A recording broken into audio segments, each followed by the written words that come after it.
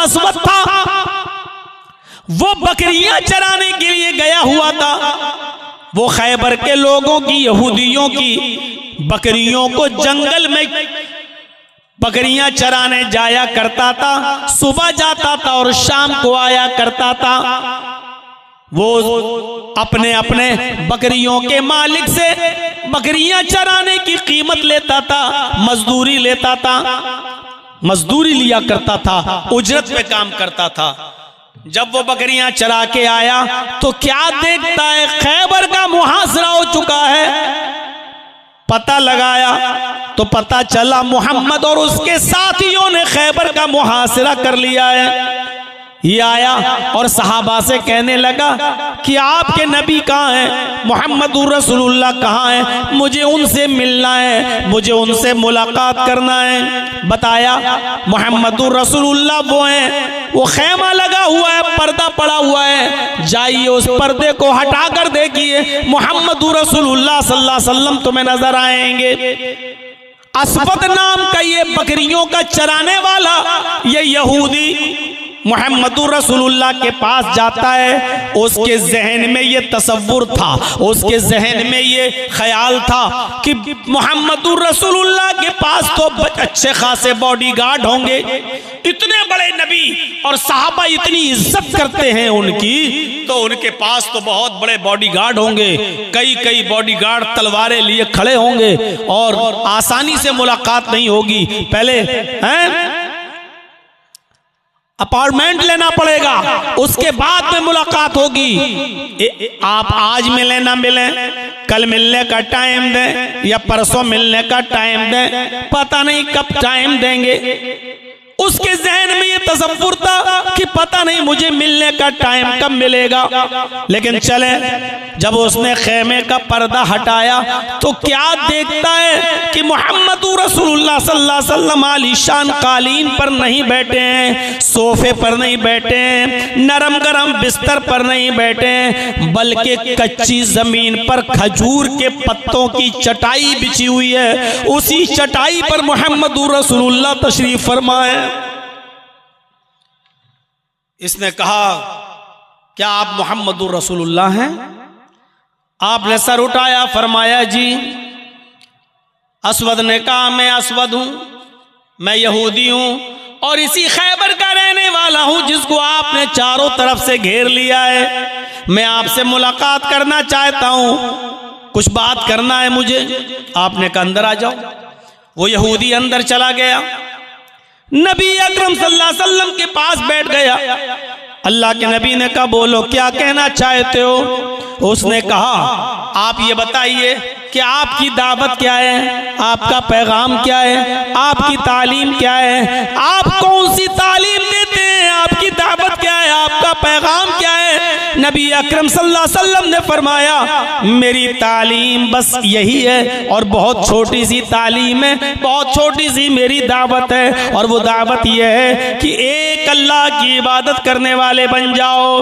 कुल ला इलाहा इल्लल्लाह, सिर्फ एक अल्लाह की इबादत करो, इस बात का इकरार कर लो कि अल्लाह के अलावा कोई माबूद नहीं।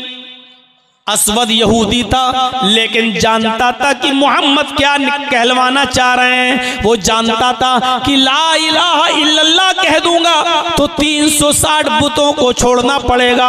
वो जानता था कि ला इलाहा इल्लल्लाह कह दूंगा तो लातो मनात को, वतुस्वा यऊक और नस्र को छोड़ना पड़ेगा।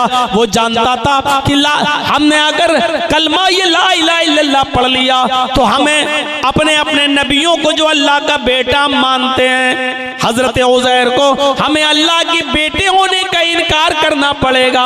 वो जानता था कि ला इलाहा इल्लल्लाह कह देंगे तो हमें तमाम झूठे खुदाओं को छोड़ना पड़ेगा और एक अल्लाह की इबादत का मतलब एक अल्लाह से मांगना भी पड़ेगा, एक अल्लाह के सामने सर भी झुकाना पड़ेगा, एक अल्लाह के सामने सजदा भी करना पड़ेगा, एक अल्लाह को पुकारना भी पड़ेगा और एक अल्लाह की इबादत भी करना पड़ेगी। वो जानता था इस बात को, इसलिए उसने कहा, ऐ मोहम्मद इब्ने अब्दुल्लाह, अगर आपकी दावत को मैं न मानूं तो मेरा क्या होगा? आपने फरमाया, मरोगे तो जहन्नम में जाओगे। उसने कहा, ऐ मोहम्मद इब्ने अब्दुल्लाह, अगर आपकी तालीम तालीम, आपकी दावत में कबूल कर लेता हूं तो क्या होगा? फरमाया अगर तुमने मेरी दावत कबूल कर ली तो तुम जन्नत में जाओगे, यानी ला इलाहा इल्लल्लाह पढ़ लोगे तो इन्नल इस्लाम यहदिमु मा कान क़ब्ला, तो इस्लाम तुम्हारे सारे गुनाहों को माफ कर देगा। इस्लाम लाए सारे गुनाह तुम्हारे मिट जाएंगे और माफ हो जाएंगे। उसने कहा ठीक है, अपना हाथ बढ़ाइए। अल्लाह के नबी ने अपना हाथ बढ़ाया। उसने कहा अशहदु अल्ला इलाहा इल्लल्लाह व अशहदु अन्ना मुहम्मदन अब्दुहु व रसूलुहु। ये कलमा पढ़ा और मुसलमान हो गया, इस्लाम ले आया। कलमा पढ़ते ही इस्लाम लाया, मुसलमान हो गया। अब दूसरा सवाल देखिए, इस्लाम तो ले आया, कलमा तो पढ़ लिया ला इलाहा इल्लल्लाह, अब उसका दूसरा सवाल, अय मोहम्मदुर रसूलुल्लाह, अय अल्लाह के नबी मुझे कोई काम बता दीजिए। अभी तक तो मैं यहूदी था और यहूदियों की बकरियां चराया करता था, ये बकरियां मेरे पास मौजूद हैं। आपने खैबर को घेर लिया है, ये बकरियां उनके मालिकों तक मैं कैसे पहुंचाऊंगा? और इस्लाम ले आया, अब कोई काम तो बताइए, अब मैं काम क्या करूंगा? आपने कहा तुम जिहाद करने चले जाओ। जिहाद, नमाज का वक्त नहीं था जिस वक्त वो इस्लाम लाया, उस वक्त किसी नमाज का वक्त नहीं था, इसलिए आपने उससे ये नहीं कहा कि नमाज पढ़ो। रमजान का महीना नहीं था, इसलिए आपने उससे ये नहीं कहा कि रमजान का रोजा रखो।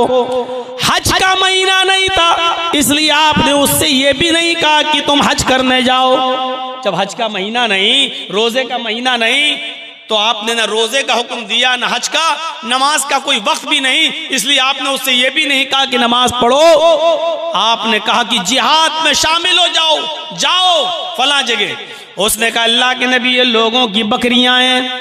आपने फरमाया हाँ, अगर इन बकरियों को यहाँ छोड़ गए और जिहाद में चले गए और शहीद हो गए तब भी जन्नत नहीं मिलेगी, जब तक इन बकरियों को उनके मालिकों के हवाले न कर दो। जाओ पहले इन बकरियों को उनके मालिक के हवाले कर दो। देख रहे हैं, अमानत में खयानत नहीं कर सकते हो, चाहे कितना बड़ा नेक अमल आप कर जाइए, लेकिन अगर आपने किसी का हक मारा है तो आपको जन्नत नहीं मिलेगी।